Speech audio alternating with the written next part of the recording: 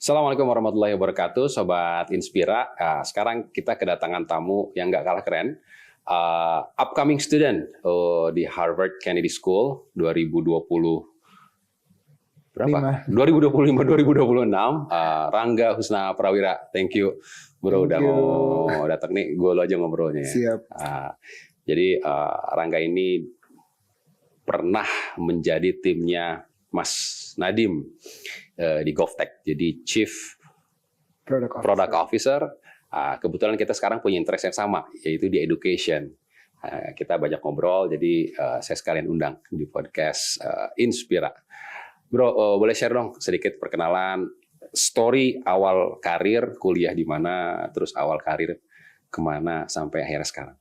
Thank you Bro Syauki udah diundang. Jadi mungkin a little bit background, gue lahir dan besar di Jakarta, dan dari kecil itu gue sekolah di berbagai background yang berbeda-beda, mulai dari SD Islam, SMP Katolik, terus akhirnya SMA umum dan kuliah di UI gitu. Jadi di FEUI manajemen, di situ karena lingkungan yang very kompetitif gitu ya, kayak semua orang masuk consulting dan lain-lain, mimpinya selalu kayak ini kalau gue FEUI gitu ya. FEUI gitu. Oke. Kalau gue mau kerja, gue pengen consulting deh, mungkin kayak beberapa tahun, and then mungkin gue mau MBA, and gue pengen jadi entrepreneur. Gue selalu pengen jadi entrepreneur, itu mimpi gue dari lama gitu. And then akhirnya gue cobain summer job waktu itu di Boston Consulting Group, dan kerjain bantuin klien. Dan gue suka banget, gue belajar banyak, tapi kayaknya kok ada yang kurang gitu. Kayaknya nih gue pasti pengen get my hands more dirty dan do something, dan gue pengen cobain kerjain sesuatu di bidang teknologi. Akhirnya kayak sekitar semester terakhir gue apply banyak internship ke berbagai perusahaan, 60 gue apply, yang balas cuma 5, dan akhirnya ada satu yang cocok. Itu FEUI itu ya? FEUI. tetap aja. Tetap harus, ya realitinya kayak gitu. Hustling juga. Realitinya gitu, dan akhirnya ada satu yang nerima, yang satu itu namanya Uber. Dan Uber itu dulu nggak ada yang tahu apa. Gue bahkan pas sebelum datang interview harus Google dulu nih Uber nih apaan gitu. Tapi memang waktu itu menarik banget karena konsepnya itu mereka berusaha untuk ngasih democratizing access buat private car ke everyone gitu kan. Dan waktu itu Gojek masih call center dan Grab masih Grab taksi aja gitu, 2014. Iya, belum launching ya, Gojek juga ya. Belum ada app gitu. Jadi waktu itu gue di hire sebagai hire pertama di Indonesia untuk bantu buka Jakarta as a market. Dan di situ gue beneran ketemu langsung sama driver Uber yang kita on board dan kita ajarin untuk pakai teknologi gitu. Nah di situ gue banyak kebuka bahwa kayak gila powerful banget ya kalau teknologi ini bisa beneran bantu orang transform the way you work gitu. Gue waktu itu awalnya operations intern, tapi kayak 2 minggu gue kerja gue disuruh DO, kata bos gue kayak udah lu kerja aja jadi operation manager di sini gitu. Tapi kayak nggak mungkin lah gue DO kan, udah mau semester terakhir. Akhirnya gue lebih banyak jadi ngerjain operations and launch sambil gue kuliah gitu. Nah dari situ gue suka banget sama environmentnya di bidang teknologi dan innovation dan strategi. I never went back to consulting. Akhirnya gue nyemplung di dunia teknologi. Karir gue mostly di dunia teknologi gitu. Agak mundur. Lu intern di BCG itu apakah, how can you get the access to intern in BCG? Iya, mungkin awalnya kan definitely kalau bahkan tahu ada BCG itu selalu role modeling gitu ya. Kita ngelihat kakak kelas kita. Karena gue tau BCG itu setelah lulus. Oke. Kita ngeliat siapa nih kakak kita yang keren. Terus kayak mereka masuknya kemana gitu. Selalu kayak gitu tuh patternnya. Jadi ada pattern gitu ya. Di setiap. Biasanya kan kayak siapa nih top students di angkatan atas. Terus ya kebaca kan mereka biasanya masuk mana gitu kalau udah lulus. Kan ada kabar burung gitu kan. Kayak nih masuk JP Morgan, ini masuk BCG, ini masuk McKinsey. Dan biasanya tuh tiap tahun paling 1 atau 2 maksimal yang keterima di top firms. Nah itu jadi kayak selalu jadi mimpi gitu. Nah Waktu itu kebetulan gue tahu beberapa orang di circle gue kakak kelas yang memang dapat internship. Jadi ya gue di refer sama mereka. Lu approaching kakak kelas lu itu gitu? Gue nggak approach for the sake of internship. Gue memang actually udah temenan. Terus gue tahu dia ada internship. Pas besoknya ada opportunity lagi, gue dikasih tahu, lo apply aja gitu. Oke. Sebelum ngomongin careers, aktivitas-aktivitas apa sih yang lu punya circle tadi? Even di UI pun yang akses ke sana top students, ya nggak sih? Kayak kakak kelas lu yang superstarnya. Nah, what kind of activities yang lu kerjain di kuliah atau mungkin waktu sekolah sampai akhirnya, gue punya circle-circle yang seperti ini nih, gitu. Karena kelihatannya environment really matters. Of course. Apa? Gue orangnya banyak nyoba-nyoba ya. Jadi kayak of course pas masuk pertama kali di UI masih coba kayak ikut organisasi. Bantu-bantu apa namanya dulu ada Jazz Goes to Campus ya, JGTC itu kayak bikin jazz concert di UI. Jadi kayak banyak eksperimen lah nih, kegiatan apa sih yang gue suka gitu. Tapi ternyata yang gue ngerasa sangat contributing dan works best itu ada 3 gitu. Yang pertama namanya Model United Nations. Itu ya kayak debat, simulasi sidang PBB. Dan itu menurut gue lumayan komprehensif karena di situ lu belajar mulai dari public speaking, speech, body language. Di situ lu belajar substansi, lu harus bisa nulis draft produk hukum PBB, lu harus bisa negosiasi secara informal. Itu satu paket gitu dan kita dikirim ke kompetisi-kompetisi. Dan waktu itu gue sempat pergi sekali ke yang level Asia Pacific di New Zealand sama satu lagi di Harvard gitu. Dan itu ngebuka mata gue banget bahwa kayak gila level negosiasi kelas dunia itu kayak begini gitu. Dan skill-skill itu biasanya kan dipelajarin di delegasi gitu ya. Kita selalu punya delegasi. Nah delegasi UI yang ke Harvard MUN itu biasanya memang seleksinya sangat ketat. Jadi orang-orang jadi di internal UI MUN ini juga diseleksi lagi ya? Masuk UI MUN Club udah ada seleksi. Mau pergi ke delegasi ada seleksi lagi. Dan satu angkatan paling yang berangkat kayak 10 orang. Kurang lebih per tahun. Nah inilah komunitas yang jadi lumayan dekat dan saling belajar. Karena intens juga mungkin latihannya. Seminggu bisa 8-12 jam. Wow, that's a lot. Udah kayak kuliah. Udah kayak another kuliah. Gitu dan gue berangkat 2 kali. Jadi gue sama komunitas ini deket banget. Gue dari awal berangkat sampai akhirnya gue nge-coach. Dan senior lu yang refer ke BCG itu juga part of these communities. Betul. Hari itu gue di sini nih. Itu setelah lu jalani atau sejak sebelum lu kuliah? Maybe with a little bit better work-life balance, gitu kan. Itu apa ya?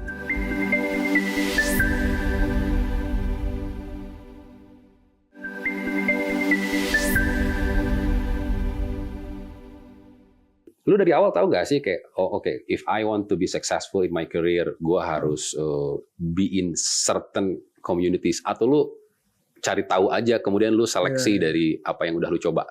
Nggak tahu sih, to be honest. Gitu jadi ya? kayak trial and error aja sih. Dan menurut gue kayak journey-nya juga lumayan unik kan. Tiap orang kan punya, bukan cuman kayak this is the definition of success. Buat orang kan beda-beda gitu ya. Kayak buat gue, my college journey itu definisi fun dan successful adalah ketika gue banyak experience. Experience yang bisa bantu gue untuk accumulate value ketika nanti gue mau kerja. Tapi gue key-nya adalah gue harus have fun dan suka gitu. Kalau yang tadi MUN, gue memang seneng public speaking dan gue memang seneng communication. Itu kayak sesuatu yang the art of engaging in a debate, engaging in an argument. Itu tuh gue suka banget mempelajari science dan artnya gitu. Tapi di selain itu gue juga mencoba-coba kayak misalnya kompetisi gitu. Dulu semua lomba gue ikutin di tahun pertama. Tapi gue sadar itu kayak not the right strategy karena cuma capek doang gitu kan. Jadi bahkan lu kayak trial and error dari sisi strategi memilihnya juga ya. Iya benar. Akhirnya gue tahu bahwa kayak bakat gue dan passion gue memang lebih banyak di critical thinking sama communication. Lu menemukan bakat lu belakangan atau dari awal lu udah tahu? Gue baru mungkin kayak berasa ini nih kayaknya gue pengen fokus di sini dan it's good for me mungkin tahun kedua kali ya. Tahun kedua lah ya. Tahun kedua actually akhir tahun kedua. Jadi udah agak telat menurut gue. Akhir tahun kedua tuh telat ya. Wow. Gue baru tahu itu setelah gue lulus. Berarti terus sih, environment matters. Gue juga, gue beruntung banget masuk Student English Forum di IM Telkom. Gue kuliah di IM Telkom, sekarang jadi Telkom University. Jadi dia merger tuh beberapa institut-institut di bawah Yayasan Telkom. Tapi gue latihan banyak debat di SEF-nya ITB. Nah, di situ gue ketemu orang-orang yang very competitive. Gue ketemu lagi tuh. Jadi pas gue ke Harvard, ketemu Safira, ketemu Marsha. Mereka teman-teman debat dulu di SEF. Ternyata mereka di Harvard juga. No wonder waktu gue ke Harvard, kok everybody know each other. Ternyata memang udah build community dari mereka kuliah, bahkan mungkin dari mereka sekolah. In your case, Uber. What next? Habis itu. Jadi Uber itu banyak kasih gue exposure bahwa ternyata bukan cuma consulting ya yang isinya orang pinter gitu. Kayak gue punya prejudice awalnya bahwa kayak karir ini terbatas banget ya kalau gue pengen kerja yang well paid, kalau gue pengen kerja yang isinya intellectually stimulating dan ada impactnya, itu kayaknya nggak banyak. Itu limiting belief gue pada saat itu gitu. Ternyata gue ke expose nih teknologi ternyata punya offering yang kurang lebih mirip, maybe with a little bit better work-life balance, gitu kan. Itu apa yang gue tangkap, walaupun ternyata sama aja ya. Oh gitu ya. Maksudnya kayak, apalagi mungkin di early. Tadinya gue mau nanya, is it true? No. Apalagi early career kita kan kayak nggak punya boundaries ya. Yes. Pada saat itu gue belum belajar untuk set boundaries. Gue ya kerjaan pagi juga gitu. Tapi anyway, my biggest revelation dari Uber adalah bahwa ternyata gue tuh suka banget sama kerjaan di bidang innovation gitu. The idea of creating and building something tuh kasih gue fire, kasih gue energy. Dan itu yang akhirnya ngasih gue encouragement buat bikin startup setelah Uber. Jadi kayak gue gak lama, sekitar setahun di bantu Uber, gue akhirnya instead of masuk ke traditional career, gue very early, waktu itu gue masih umur 22-23, udah bikin startup gitu, namanya Buka Pintu. Waktu itu kita mau solve problem untuk connecting college students dan fresh graduate ke internship dan job opportunities buat fresh grad. Jadi kayak marketplace buat inilah kayak LinkedIn for youth lah, kurang lebih gitu ya. Ya mengalami banyak roller coaster juga gitu, kayak mulai dari build product for the first time, terus launching the product, growing the product, sampai fundraising, ngurusin tax, ngurusin people for the first time. Dan itu gue ngerasa kayak roller coaster banget karena gue nggak pernah ada pendidikannya gitu kan, kayak there's no school to be a founder. Gue ke sekolah ekonomi gitu kan. Ya gue bisa bilang dengan bangga that I'm a failed founder gitu. Jadi kayak ya the startup didn't work, tapi gue walk away with a lot of lessons. Dan gue ngerasa itu is even more valuable than any MBA can offer, karena gue beneran go through a lot of hands-on learning even if it didn't work out gitu. Nah ketika itu nggak works, akhirnya gue balik ke private sector untuk kerja gitu kan as an employee, dan disitulah gue akhirnya discover sebuah karir yang namanya product management. Dan akhirnya menjadi product manager, karena ternyata kerjaan gue menjadi founder itu sama sekitar 2,5 tahun kurang lebih tuh mirip ternyata sama kerjaan product manager. Gue harus bisa resourceful, gue harus mikirin konsep sampai launch, gue harus stakeholder management. Product manager apa? Jadi biasanya gini kalau di perusahaan teknologi, product manager tuh jadi kayak apa namanya, a glue of everything, yang mikirin mulai dari apa namanya ideas sampai ke launch sampai ke growth of that product. Kayak misalnya WhatsApp itu biasanya WhatsApp itu ada misalnya product manager buat chat. Terus misalnya dia punya product manager buat grup misalnya. Video call gitu ya. Gitu. Jadi dia yang responsible sama produknya. Kalau produknya ada revenue ya dia responsible sama revenue-nya gitu. Situlah akhirnya gue journey karir gue mulai di dunia teknologi. Lu kapan sih ada momentum kayaknya karir gue di sini nih? Itu setelah lu jalani atau sejak sebelum lu kuliah? Ini pertanyaan menarik, karena kalau lu nanya ini sama gue sekitar 5-10 tahun lalu, mungkin gue punya jawaban yang definitif. Tapi gue sekarang punya perspektif yang agak berbeda gitu. Kayak dulu tuh gue pikir karir itu tuh something yang lu seek and then kalau lu udah dapet lu beruntung. Sekarang gue ngerasa karir itu tuh not a ladder, it's a jungle. Jadi kayak lu tuh nggak akan pernah selesai sebenarnya. It will always be a new discovery gitu loh. Ilmu padi ya. Yeah. The more you know, the less you feel confidence. Tapi in all seriousness kayak menurut gue kayak sama ini kan mungkin orang tua kita dulu atau kayak 23 tahun yang lalu seolah-olah there can only be one career. Sekarang gue percaya bahwa in your lifetime lu tuh bisa kok punya beberapa karir. Contoh sekitar 10 tahun terakhir kan gue kerjanya lebih banyak di strategi, terus product management, teknologi gitu ya. Terus gue memberikan label bahwa gue seolah-olah nih orang produk gitu. Oke. Itu kalau 10 tahun ke belakang gitu ya. Tapi my current version itu percaya bahwa itu tuh cuman salah satu dari versi karir gue yang bisa possible. Misalnya sekarang gue lagi tertarik di dunia education gitu. Education kan sebuah industri yang mungkin agak sedikit berbeda gitu ya sama teknologi, sama produk, walaupun ada convergence-nya gitu. Ya ada kesempatan juga nih misalnya gue bisa recreate my career in this field for the next 10 years gitu.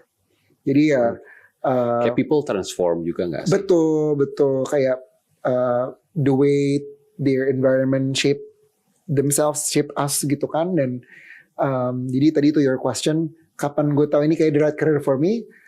Ada banyak momennya, tapi momen itu nggak pernah momen yang statis. Kayak cuman satu. Iya, exactly, it's dynamic. Kayak sebelum gue berangkat ke Harvard, kayak I know what I want in the future. Habis gue lulus, gue bingung what to do next. Makanya kemarin apa ya nama podcastnya? Gue bilang what next? Karena ini dynamics. The answer of the question bisa macam-macam. Selalu evolving ya. Betul. Gue juga nggak ngerti apa yang harus dikerjakan berikutnya. Environment seperti apa sih yang menurut lo very important dalam pertumbuhan karir? Pas gue cabut udah 1.000 orang. Grab Financial itu. Jadi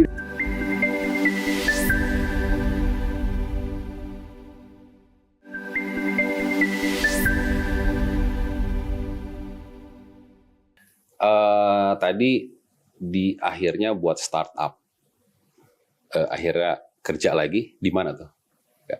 Jadi waktu gue transisi balik ke corporate itu cobain berbagai kerjaan-kerjaan di bidang teknologi, banyak apply lah, dan akhirnya memang gue punya certain metrics yang gue define. Gue mau kerja apapun, gue harus kerjain sesuatu yang gue bisa connect sama problemnya gitu. Jadi kayak ada 2 requirement gitu. Yang pertama, problemnya gue harus obses dan gue harus ngerasa ini tuh ada impact-nya ke society. It doesn't have to be mengentaskan kemiskinan gitu ya, tapi seenggaknya produknya harus connect sama society. Yang kedua, people-nya harus orang-orang yang memang gue generally admire dan gue pengen kerja buat mereka gitu. Oke. Nah akhirnya gue ketemu dengan Grab di pada saat itu gitu, dan itu pertama kali gue akhirnya belajar product management secara formal. Gue waktu itu kerja untuk Grab Financial atau GrabPay yang memang fokusnya mau launch digital wallet di Indonesia. Tapi 3 bulan gue masuk itu kita nggak dapat license dari BI gitu, dan akhirnya di situ gue banyak mikirin investment dan M&A dengan OVO gitu. Dan gue bantu untuk tim yang integrasi dengan OVO, dan gue akhirnya bantu untuk ngedrive produk yang gue personally connect, yaitu adalah QR code. Jadi QR code-nya Grab sama QR code-nya OVO tuh dulu gue jadi product manajernya gitu di Indonesia terutama gitu. Jadi pengalaman untuk nge-launch itu yang kelihatannya tuh dari depan cuman tinggal scan aja produknya gitu ya, di belakang tuh banyak banget ternyata proses yang harus dilakuin, mempersiapkan produk dari sisi compliance sama BI.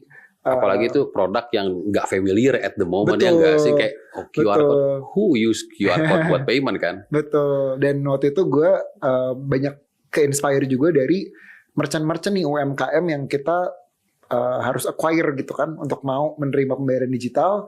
Banyak dari mereka kan bahkan nggak punya bank account. Yes. Jadi di situ kita juga harus mikirin gimana nih kita juga bisa ngebuat onboarding journey sekalian bikinin akun bank buat mereka gitu. So I think that journey itu banyak ngasih gue lesson bahwa oh ternyata proses pembuatan produk apalagi skala jutaan gitu ya, pengguna aplikasinya itu ternyata ribet dan kompleks dan lu beneran harus coordinate dan collaborate banget gitu. Itu Grab sampai tahun berapa tuh? Sampai tahun akhir 2018 gitu. Jadi itu pertama kali juga gue punya international career karena gue bisa di Singapura gitu. Kan produk timnya Grab tuh semua di Singapura, engineering dan lain-lain gitu. Then what next? Di situ gue akhirnya mikir nih, wah gue suka ternyata product management. Cuman memang growth-nya Grab cepet banget ya. Dari gue masuk tuh tim Grab Financial tuh baru kayak sekitar 50 orang gitu ya. Pas gue cabut udah 1.000 orang Grab Financial itu. Jadi dalam waktu 1,5 tahun tuh cepet banget perkembangannya karena banyak banget M&A di berbagai negara. Termasuk Kudo di Indonesia juga dibeli kan waktu itu. Termasuk ada OVO dan lain-lain. Jadi timnya jadi besar banget dan wah nih kayak gue kangen nih kerjain produk yang lebih early stage gitu. Waktu itu gue ada opportunity untuk pindah ke US, ada offer dari salah satu company untuk ngerjain produk yang produknya baru tapi platformnya tuh udah lama gitu. Tapi gue merasa kayak nih kok kerjanya kayaknya kurang ada cost-nya nih gitu. Waktu itu opportunity-nya untuk bantuin YouTube Premium. Ya, it's a good product, it's a good company. Kerja di Google keren gitu. Tapi produknya ini gue kurang bisa connect sama why do I work on this gitu. Di tengah-tengah lagi proses itu juga visa di US tuh lagi susah. Waktu itu Donald Trump lagi jadi presiden dan lain-lain. Dan at the same time, my mentor yang juga adalah dulu bos gue di Uber bikin startup namanya Kargo dan punya misi yang sangat kompleks, pengen nge-streamline logistics di Indonesia karena logistics di Indonesia mahal banget dan teknologi kayaknya bisa play a role nih terutama untuk tracking gitu ya. Jujur waktu itu gue kayak ngapain gue kerja di perusahaan logistik, gue gak punya background logistik gitu kan. Tapi gue sangat inspired dengan mimpi besar itu, kayak 25% of our GDP itu tuh logistics cost gitu, itu mahal banget. Iya benar. Dan teknologi can do something gitu kan. Akhirnya gue memutuskan untuk balik ke Indo dari Singapura dan fokus nge-build product team di Kargo dari nol. Terus apa yang membuat lo interest di pendidikan? Nah, ini perjalanan di Kargo ini kan sekitar 3 tahun nih ya gue di sana. Itu juga sebenarnya leadership journey gue tuh banyak tumbuh di situ karena gue tadinya individual contributor. Justru di Kargo ya? Di Kargo. Gue tadinya individual contributor, gue punya banyak imposter syndrome, to be honest, kayak no way. Beneran, karena gue selalu ada di ruangan di mana rata-rata orang-orang tuh jauh lebih tua daripada gue, dan gue selalu self doubt gitu kadang-kadang kayak gue deserve gak sih duduk di sini gitu. Kayak gue suka question, punya limiting beliefs lah pada saat itu gitu ya. Dan Kargo itu perjalanan di mana gue akhirnya dikasih kepercayaan, akhirnya gue dipromote untuk jadi head of product. Jadi gue tuh pas masuk-masuk tuh gue nggak tiba-tiba jadi head gitu. Gue awalnya lead dulu. I thought you were a very super confident person sejak lu masih kuliah. Apalagi kan lu Harvard, MUN kayak gitu. Iya, I think setiap orang pasti punya sisi imposter dan self questionnya gitu, dan itu definitely gue pada saat itu punya itu gitu. Oke. Nah, tapi Kargo ini bantu gue grow sebenarnya dengan environment yang karena banyak orang-orang yang biasa kerja di American company, terutama bos gue juga American, Tiger, my mentor gitu ya. Dia, gue akhirnya merasa bahwa nih orang-orang di sini tuh very apa adanya. Jadi what you see is what you get, dan culture-nya tuh gue bisa minta feedback yang candid. Oke, anyway, talking about growth, environment seperti apa sih yang menurut lo very important dalam pertumbuhan karir atau personality lo lah? Menurut gue yang paling penting itu sebenarnya continuous reflection sih. Kayak banyak look back dan reflect. Ini sebenarnya apa sih yang worked dan yang mana yang areas of improvement gitu. Dan itu habit yang kayaknya emang perlu dilakuin, bukan hanya nanya dari sekitar gitu ya, kayak do you have feedback for me, tapi juga ke diri gue sendiri gitu. Itu sih kayaknya. Misalnya kalau dalam konteks environment yang seperti apa yang menurut lu bisa supporting lu itu sih? Environment yang orang-orangnya juga punya mindset yang self-reflective. Jadi they are aware of their actions. For example ya, ini kayak kita ngomongin 21st century workplace gitu ya, yang orang udah lebih aware sama mental health gitu. Okay. Pasti ketika kita datang kerja gitu kan, kita juga tahu kita tuh bukan datang cuma sebagai nih Rangga yang adalah employee di sini. Being hired gitu. Iya, tapi kan gue bawa seluruh diri gue gitu kan, kayak termasuk identitas gue sebagai anak dari bapak ibu gue. Gue juga bawa identitas gue ini adalah anggota dari keluarga ini gitu kan, dan pasti everybody tuh carries their own trauma gitu. Udah pasti, whatever is the form. Bentuknya beda-beda gitu. Nah, menurut gue banyak dari trauma atau kayak belief yang kita bawa itu tuh define our relationship, bukan hanya sama diri kita tapi juga sama colleagues kita, any relationship sebenarnya, sama colleague, sama friend, sama spouse gitu kan. Nah, gue ngerasa bahwa environment yang bantu gue untuk bisa thrive sebenarnya adalah ketika gue kerja bareng sama orang-orang yang punya pemahaman tentang tadi tuh self awareness tadi consciousness itu, bahwa we are all human beings who will definitely make mistakes, tapi kita harus sama-sama aware nih, why am I feeling like this gitu. Ini tuh accountability kita yang mana nih gitu. Okay. Everybody fighting their own battle. Betul. Dan itu yang ngasih gue banyak inspiration, karena kan kita nggak pernah tahu ya, kayak orang lihat kelihatannya dari luar mungkin otak selalu get everything together gitu, ceria terus gitu ya. Tapi mungkin that person lagi struggle thoughts bahwa nih kayaknya gue nggak good enough gitu. Nah, menurut gue that vulnerability itu yang menurut gue very inspiring, karena jadinya lu bisa melihat orang atau kayak your colleague itu beyond their capabilities gitu kan, tapi as a person, not just in the surface lah. Betul. Reach for younger generation untuk bisa lebih pursuing lah, at least get inspired. Saya pertanyaannya. God, I used everything you gave me gitu. Jadi kayak gue mau pengen memaksimal potential gue gitu, dan purpose gue apa sih di dunia ini gitu. Dan of course when you have such deep reflective questions, lu jadi banyak mikir